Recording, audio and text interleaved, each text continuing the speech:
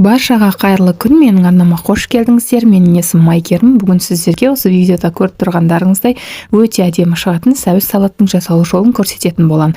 Видеоны міндетті түрде соңына дейін көріңіз. Және ұнап жатса лайк басып, өз пікіріңізді жаза кетіңіз. Ең алдымен өзімізге қажетті сәбізді жуып тазалап, өткіштен өткізіп аламыз.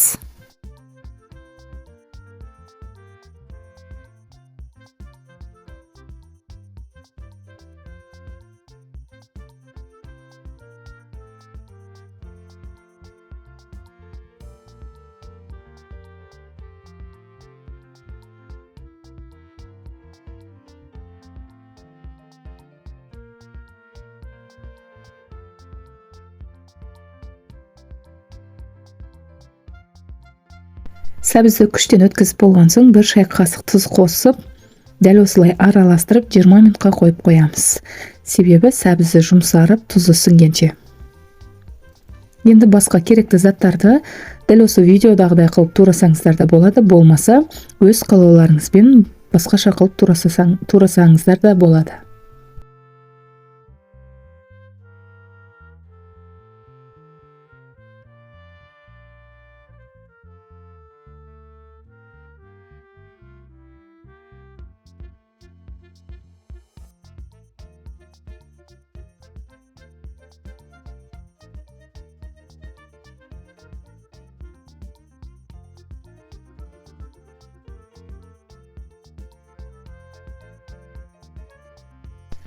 Енді қызыл болгар бұрышын өте жұқа қылып тураймыз, және жасыл болгар бұрышын да қосып жіберсеңіздер болады.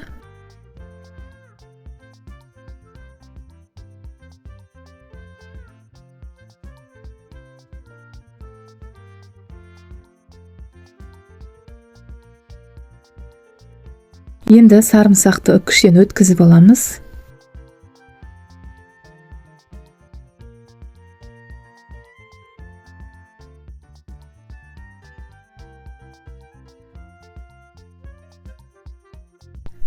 Дайын болған сәбіздің үстінен жаңағы тураған көкөністерімізді саламыз.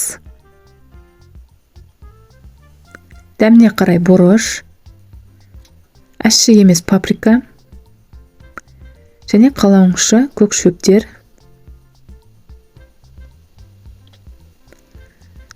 Кейін сұйық май ыстық. Кейін өзіңіздің қалауыңыз бойынша сәбізге арналған приправа. Енді барлығын жақсылап араластырамыз.